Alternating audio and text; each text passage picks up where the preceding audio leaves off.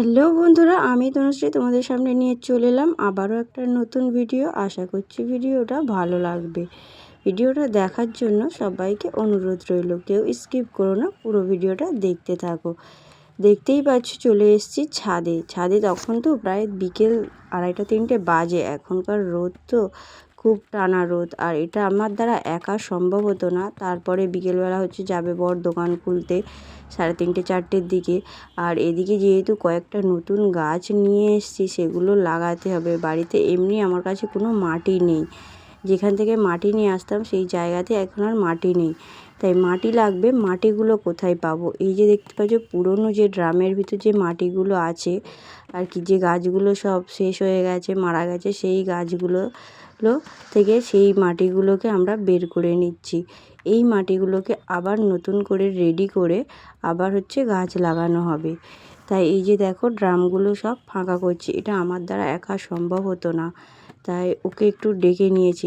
এত মাটিগুলো টাইট হয়ে আছে, ছাড়ানো সম্ভব হচ্ছে না, মানে অসম্ভব হয়ে যাচ্ছে। আর আগের বারের গাছ লাগানোতে আমাদের কিছু ভুলের জন্য কয়েকটা গাছ নষ্ট হয়ে গেছে, মানে গাছের গোড়াতে মাটিটা একদম কম দেওয়া হয়ে গেছিলো, যার জন্য কয়েকটা গাছ ভালো মতো হয়নি, প্রায় নষ্টর মতো হয়ে গেছে। তাই সেখানে এবারে আর ওই ভুলটা করব না। নতুন হাতে কিছু করতে গেলে যেই জিনিসটা হয় আর কি, যে ভুলটা হতে থাকে, প্রথম কিছু না জানলে যেটা হয়, তো কিছুই জানা ছিল না। আস্তে আস্তে গাছের সম্বন্ধে একটু হলেও অভিজ্ঞতা বাড়ছে যে কিভাবে কি করা যায়।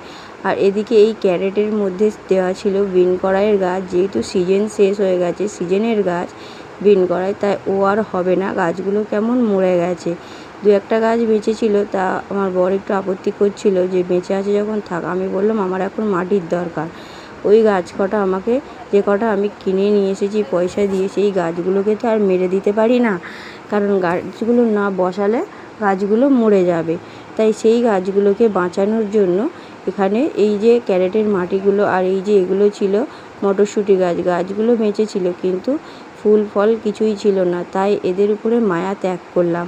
সবার উপরে যদি মায়া ফেলে রাখি তাহলে আর কিছু করতে পারবো না, এত মায়া করলে হবে না। এই যেমন প্রতিটা গাছের গোড়ায় কোনো গাছ না লাগিয়ে বাইরে থেকে যেসব চারাগুলো বেরিয়েছে, তো সেগুলোর উপরে মায়া করতে করতে আমার যে আসল গাছ, যেটা আমার মানে উদ্দেশ্য, যে গাছটাকে আমি বানাবো, সেই গাছগুলো না পুরো নষ্ট করে ফেলেছি। অনেকগুলো গাছই, মানে যদি আরেকটা পাশ থেকে গাছ বেরিয়ে যায়, তো সেই গাছগুলোকে, সেই গাছ মানে আরেকটা যে গাছ আমি যেটা আসল গাছ বসিয়েছি, তার খাবার যে আরেকটা গাছ খেয়ে নেয়। তাই আর কি, মানে খাবারগুলো যদি আরেকজন ভাগ করে, একজনের খাবার যদি আরও 4জন ভাগ করে, তাহলে তো আরেকজনের খাবারটা কম পড়ে যায়। সেই মতো গাছগুলো ঠিক হয়নি। তাও যে কটা গাছ হয়েছে, কিন্তু ফুল ফল যখন আসছে না, কষ্ট করে লাগিয়েছি, তাদের তো ফুল ফলের মুখ না দেখলে তো আফসোস হবেই। তাই সমস্ত মাটিগুলো, যেখানে যতটা ড্রাম, মানে যেসব গাছগুলো বাতিল হয়ে গেছে, সেই সব মাটিগুলো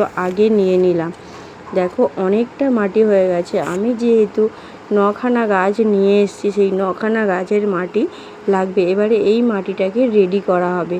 আর এর ভিতরে যেসব শিকড়গুলো ছিল, সেই শিকড়গুলো আমার বর আর কি বেছে বেছে ফেলছিল, যাতে অন্য গাছ আর না বেরিয়ে যায়। মাটিগুলো একদম ঝুড়ো আছে, তাই ঝুড়ো করতে লাগছে না। এই যে কোদাল দিয়ে একটু খুশিয়ে নিলে এটাই হয়ে যাচ্ছে। আর এর মধ্যে এই যে একটু দেখো ভার্মি কম্পোস্ট সার আর কি, এটাই আমরা ব্যবহার করি, অল্প একটু দিয়ে দিলাম। আর দেয়া হয়েছে চা পাতি, আমাদের দোকানের যে চা পাতি, যেগুলো আর কি চা বিক্রি হয়, সেই চা অনেকটাই ছিল, সেটা এর মধ্যে দেওয়া হয়েছে আর কি। আর সে যা গন্ধ কি বলবো, মানে মানে বিচ্ছিরি তো একদম, বিচ্ছিরির থেকে বিচ্ছিরি, কিছু করার নেই। তাও আমি তো হাত দিতে পারলাম না যাবে।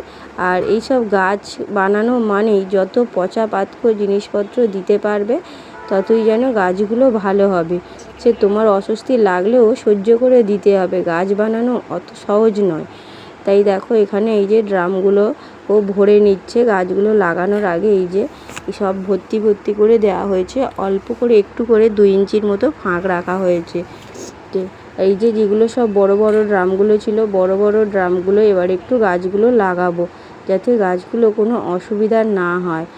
আর এদিকে দেখো দেখো মজা করছে, এদিকে কষ্ট হচ্ছে গরমের রোদে, কিন্তু শীতের সময় এতটা কষ্ট হয় না, কিন্তু এই গরমে প্রচণ্ড কষ্ট। এখন রোদটা এতটাই মানে কড়া রোদ আর কি, খুব তেজ রোদের, যার জন্য প্রচণ্ড কষ্ট হচ্ছিল। তারপরেও ও এইগুলো, যেহেতু ও চাইছিল না যে গাছগুলো মরে যাক, আগের বারে আমাদের ভুলের জন্য 2-1টা গাছ ওরা মরে গেছিলো, মানে বসানোর ওর লেট হয়ে গেছিলো। আর এদিকে দেখো এই যে পালং শাকগুলো অনেকবার তুলে খেয়েছি, তো এগুলো যেহেতু আর হবে না, তাই এর উপরে মায়া করলাম না। এখানে অনেকটাই মাটি রয়েছে, এই 4খানা টায়ারের ভিতরে যা মাটি আছে, না হলেও আমার 5টা গাছ বসবে।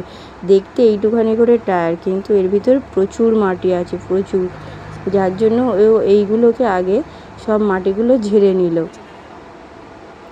আর এই যে এখানে একটা সিম গাছের চারা, গাছটা না মরছে আর না হচ্ছে, না হলেও 3-4 বার ওকে এখান থেকে তুলে ওখান থেকে তুলে ওখানে বসানো হয়েছে, সে গাছটা মরেও যাচ্ছে না আর কিছু হচ্ছেও না। শেষ পর্যন্ত তাকে আমরা তুলেই ফেলে দিলাম।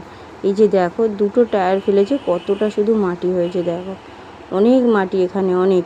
তো আমার যখন এখানে এতটা মাটি আছে, তাহলে আমি কেন বাইরে মাটির জন্য হাঁচা করব।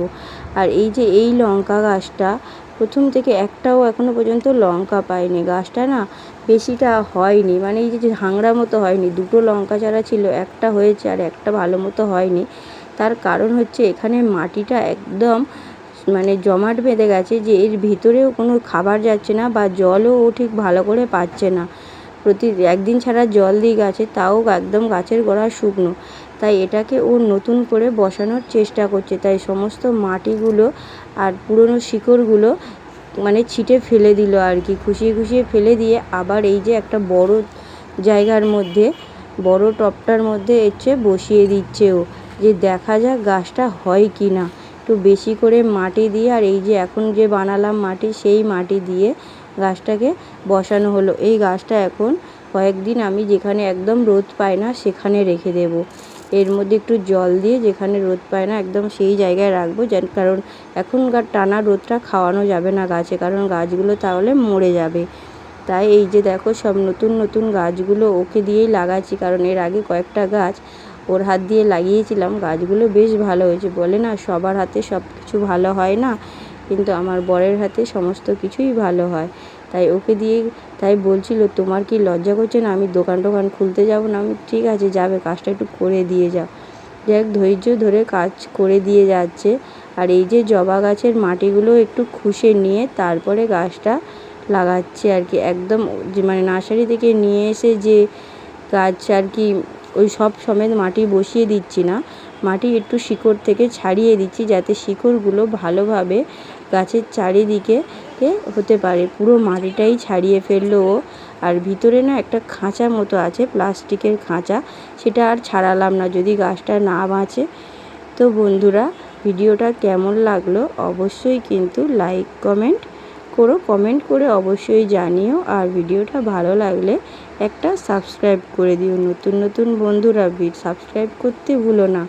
দেখো সমস্ত গাছগুলো বসানো হয়ে গেছে, গাছে জল দিয়ে দিয়েছি, দেখতে বেশ লাগছে। আর ওই জায়গাটা একদম রোদ পায় না, তাই ওখানে ওই কটা রেখে দিয়েছি। আর এদিকে দেখো ছাদটাও আমি ঝাঁটিয়ে একদম পরিষ্কার করে দিয়েছি, এবারে একদম ছাদের আকারটা একদম অন্যরকম লাগছে। তো ভিডিওটা এখানেই শেষ করলাম, সবাই সুস্থ থেকো।